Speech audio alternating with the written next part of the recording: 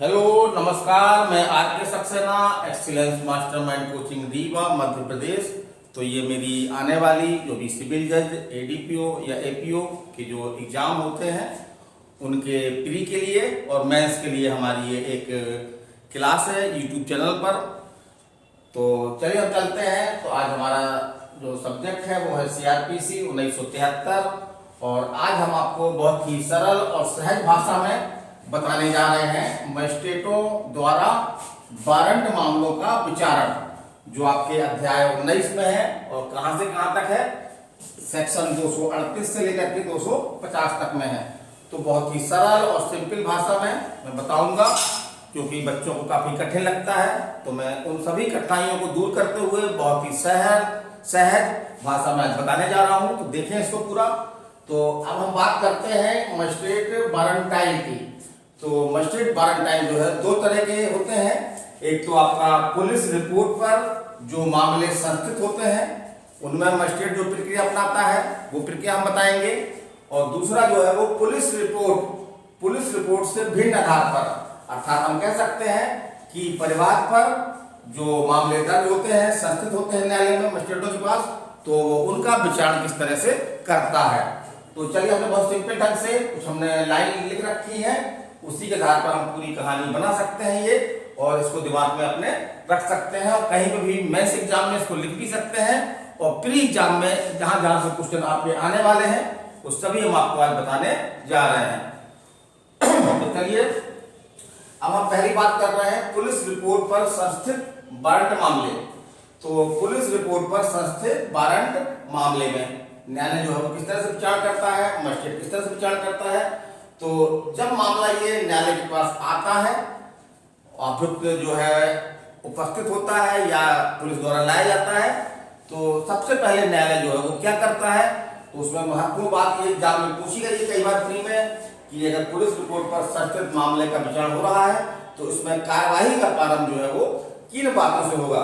तो ये आपकी धारा 238 में बताया गया है कि मजिस्ट्रेट क्या करेगा, ये देखेगा कि इस बात का समाधान करेगा कि धारा 207 का जो है वो पालन किया गया है कि नहीं किया गया है। अब हम बात करते हैं 207 क्या है। तो 207 ये प्रावधान करती है कि जो भी पुलिस रिपोर्ट है, जो डॉक्यूमेंट है, उसकी एक प्रति जो है वो अभियुक्त को दिया जाना आवश्यक है। तो न्यायालय देखेगा कि जो एफआईआर वगैरह की, पुलिस रिपोर्ट की या कोई अन्य डॉक्यूमेंट लगाए गए हैं, उनकी एक कॉपी जो है वो अभियुक्त को जो है वो दे दी गई है कि नहीं दे दी गई है। तो पहला वो ये सुनिश्चित करेगा, यहीं से जो है वो आपका पुलिस रिपोर्ट पर वारंट मामलों का विचारण की कार्रवाई प्रारंभ होगी। उसके बाद दूसरा स्टेप है कि अभियुक्त का उन्मोचन। तो यदि पुलिस रिपोर्ट पर और जो भी दस्तावेज पेश किए गए हैं उन पर विचार करने के बाद यदि मजिस्ट्रेट की ये राय है कि मामला जो है वो इतना मजबूत नहीं है या अभियुक्त पर कोई अपराध साबित नहीं होता है, अपराध कोई नहीं बनता है, साक्ष्य कमजोर है, तो क्या करेगा वो अभियुक्त का जो है वो उन्मोचन कर देगा, मतलब अभियुक्त को जो है वो छोड़ देगा। फिर यदि वो अभियुक्त उन्मोचन नहीं करता है, उसकी राय है कि कार्रवाई के आगे आधार है, इन साक्ष्यों के आधार पर अभियुक्त को जो है वो दंडित किया जा सकता है। तो फिर क्या करेगा वो, तो तीसरा स्टेप है आपका आरोप, लिखित आरोप जो है वो विरचित करेगा। किस धारा में, धारा 240 में। तो ऐसे आरोप किस तरह से होंगे, तो ऐसे आरोप लिखित होंगे, और आरोप लगाने के बाद जो है वो मजिस्ट्रेट आरोप पढ़ करके सुनाएगा और पूछेगा अभियुक्त से कि क्या तुम अपना अपराध स्वीकार करना चाहते हो या आगे विचारण चाहते हो, तुम अपना अपराध स्वीकार करना चाहते हो या आगे विचारण चाहते हो। तो इस तरह से लिखित आरोप लगाएगा और ये पूछेगा। यदि अभियुक्त जो है वो दोषी होने का वाद करता है, माने अगर वो कहता है कि हाँ हम अपना अपराध स्वीकार कर रहे हैं, तब मजिस्ट्रेट क्या करेगा। तो ये हमारे धारा 241 में बताया गया है। तो दोषी होने के भाग पर जो है वो मजिस्ट्रेट उसको दोषित कर सकेगा, यहाँ पे एक बात हम ध्यान दे लें, यहाँ से क्वेश्चन बनता है कि भले ही अभियुक्त ने अपना अपराध स्वीकार कर लिया हो, लेकिन मजिस्ट्रेट के लिए ये आवश्यक नहीं है कि उसको जो है वो दोषित कर दे, चाहे तो उसको दोषित न करके और आगे प्रक्रिया, आगे कार्यवाही जो है वो बढ़ा सकता है। तो चलिए अगला स्टेप देखते हैं।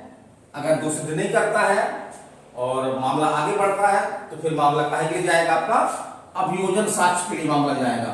तो इसमें अभियोजन जो है वो अपने तमाम साक्षी जो ही वो डॉक्यूमेंट दस्तावेज पेश करना चाहता है वो पेश करेगा। यदि किसी साक्षी को बुलाने के लिए कोई आदेशिका की मांग करता है तो इस तरह की आदेशिका जारी की जाएगी। फिर हम आगे चलते हैं। जब अभियोजन साक्ष्य समाप्त हो जाएगा तो फिर क्या होगा, फिर आपका जो है वो अगला स्टेप 6वां नंबर प्रतिरक्षा साक्ष्य होगा, माने कि जो बचाव साक्ष्य है ना, जो अभियुक्त अपना बचाव करना चाहता है, जो भी साक्षी पेश करना चाहता है, जो भी दस्तावेज पेश करना चाहता है, तो उसको लिए जो है वो पेश कर सकता है। और यहाँ पर तो किसी साक्षी को बुलाने के लिए जो है वो न्यायालय से जो है वो मजिस्ट्रेट से संबंध वगैरह या कोई वारंट वगैरह की मांग भी कर सकता है। लेकिन यहाँ पे एक बात और है कि तब तक कोई इस तरह की आदेश जारी नहीं की जाएगी जब तक कि किसी साक्षी के जो बुलाने का, न्यायालय तक आने का जो खर्चा होता है वो जो है वो अभियोजन पक्ष द्वारा जो बचाव पक्ष द्वारा उसको जमा ना कर दिया गया हो। फिर देखते हैं अगला। तो अगला आपका ये दूसरा मामला शुरू होता है यहाँ से, है ना, थोड़ा सा मिक्स है ये। कुछ धाराएं दोनों में पे लागू होती है, धारा 248 है, धारा 249 है, धारा 250 है, ये दोनों मामले में लागू होती हैं। और ये धाराएं आपकी जो है धारा आपकी 238 से लेकर के 243 तक खासतौर से पुलिस रिपोर्ट पर आधारित है। और ये धारा आपकी जो है वो 244 से लेकर के 247 तक ये आपकी जो है वो पुलिस रिपोर्ट से भिन्न आधार पर संस्कृत मामलों के संबंध में है। चलिए हम दूसरा आधार देखते हैं। पुलिस रिपोर्ट से भिन्न आधार पर संस्कृत मामले में किस तरह से कार्यवाही की शुरुआत होगी। तो देखिए पुलिस रिपोर्ट से भिन्न अर्थात प्रवाद पर संस्कृत मामलों में कार्रवाई कैसे होगी। तो इसकी शुरुआत कहाँ से होगी, इसकी शुरुआत होगी अभियोजन साक्ष्य से। माने जो अभियोजन पक्ष है वो अपने सभी साक्षियों को बुलाएगा, जो भी उसको डॉक्यूमेंट पेश करने हैं वो डॉक्यूमेंट रखेगा। और इस तरह से जो है वो ये प्रावधान कहाँ है आपकी धारा 244 में है। अभियोजन साक्ष्य के बाद यदि न्यायालय की ये राय है तो धारा 245 में कि ऐसे कोई एविडेंस पेश करने में सफल नहीं रहा है अभियोजन पक्ष, जिसके आधार पर आगे मामला चला करके और अभियुक्त की दोषसिद्धि की जा सकती है, या अभियुक्त पर कोई मामला नहीं बनता है, तो ऐसी स्थिति में क्या करेगा, तो क्या करेगा अभियुक्त को जो है वो क्या कर देगा, उन्मोचन कर देगा। अभियुक्त क्या कर देगा, उन्मोचन कर देगा। फिर तीसरे स्टेप पे हम आते हैं जहां पे उन्मोचन नहीं किया जाता, जहां पे उन्मोचन नहीं किया जाता। सेक्शन आपका 246 है। तो इसमें क्या होगा, लिखित आरोप विरचित करेगा। तो पहला काम करेगा लिखित आरोप विरचित करेगा और उससे पूछेगा कि तुम अपना अपराध स्वीकार करना चाहते हो या विचारण का दावा करते हो। तो यदि अपराध स्वीकार करने की स्थिति में अगर वो अपराध स्वीकार करता है तो न्यायालय के लिए जरूरी नहीं कि उसको जो है वो दोषित कर दे, वो विवेकानुसार स्वयं विवेकानुसार जो है उसको दोषित भी कर सकेगा। तो ऐसा विकल्प सब में मिल रहा था। कल हमने सेशन टाइम बताया था, तो सेशन टाइम में भी भले ही अभियुक्त ने अपना अपराध स्वीकार कर लिया हो तो ये जरूरी नहीं कि न्यायालय उसको दोषिद्धि दे ही दे, उसको दोषिद्धि दे ही दे। न्यायालय चाहता है तो आगे कार्रवाई कर सकता है। फिर हम चलते हैं आगे। तो अब उसके बाद चौथा स्टेप क्या होगा, तो चौथा स्टेप होगा प्रतिरक्षा साक्ष्य। माने जो बचाव पक्ष है अभियुक्त अपना पक्ष रखेगा, जो भी साक्षी है उसको पेश कर सकेगा, या जो आपके अभियोजन साक्ष्य में जो साक्षी निकल चुके हैं उनको जो है न्यायालय से आवेदन करके उनको पुनः बुलाया जा सकेगा। अब ये प्रावधान आपके है ना दोनों पे लागू होते हैं। तो धारा 248 माने दोष सिद्धि या दोष मुक्ति, ये धारा दोनों तरह के विचार पे लागू होती है। तो न्यायालय क्या कर सकेगा, न्यायालय या तो अभियुक्त को जो है वो दोष सिद्ध कर सकेगा, यदि दोष मुक्त कर सकेगा, यदि पूरा निष्कर्ष ये निकलता है कोई अपराध नहीं बनता है, ऐसे कोई आधार नहीं है इसके आधार पर अभियुक्त को सजा दी जाए, तो क्या करेगा न्यायालय जो है वो दोष मुक्ति का निर्णय देगा।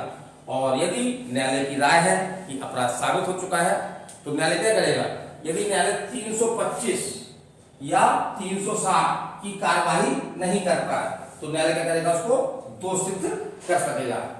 यहाँ पे हम देख रहे हैं थोड़ा सा 325 में क्या है और 360 में क्या है। तो हमने पहले ही बताया था कि 325 में ये प्रावधान है कि यदि मजिस्ट्रेट को लगता है कि अभियुक्त जो है दोषी है लेकिन उसको जो दंड मिलना चाहिए, जो दंड उसको मिलना चाहिए वो दंड देने में वो मजिस्ट्रेट जो है सक्षम नहीं है, तो वो अपने से वरिष्ठ न्यायालय को जो दंड देने में सक्षम है तो उसको मामला जो है वो दंड के लिए अंकित कर देगा। यही बात आपके 325 में कही गई है। और जहां तक 360 की बात है तो 360 में जो है वो यदि अभियुक्त ऐसा है, पहला अपराध है उसका, है ना, या अपराध छोटा है, अभियुक्त भविष्य पर बुरा प्रभाव डाल सकता है, तो ऐसी स्थिति में यदि वो अभियुक्त की भर्त्सना करके या अभियुक्त को इस तरह की चेतावनी दे करके कि तुम आगे से अपना आचरण जो है वो अच्छा रखना, तो छोड़ सकता है। तो अगर इन 325 या 360 की कार्रवाई नहीं करता है तो फिर क्या करेगा, दोष सिद्ध कर देगा।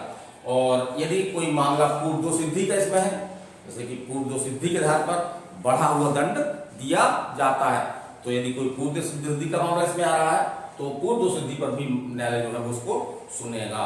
चलिए अब आगे चलते हैं। तो यहाँ पे कुछ विशेष प्रावधान है कि यदि सुनवाई की तारीख पर मामला जो है वो किस तरह का है, मामला जो है वो पुलिस रिपोर्ट से भिन्न अर्थात परवाद पर संरक्षित किया गया है और इस तारीख को, नियत तारीख को जो है परवादी हाजिर नहीं होता है, और यदि अपराध इस तरह का है कि वो जो है असंज्ञेय है और मामला इस तरह का है जो समनीय है, मतलब उसमें समन किया सकता है, समझौता किया सकता है, तो न्यायालय जो है वो आरोप यदि लगाने के पूर्व भी जो है वो अभियुक्त क्या कर सकता है, उन्मोचित कर सकता है। तो यहाँ से क्वेश्चन बनता है आपका कि यदि प्रवाद द्वारा दाखिल किए मामले में नियत तारीख को प्रवादी अगर पेश नहीं होता है तो न्यायालय क्या कर सकता है।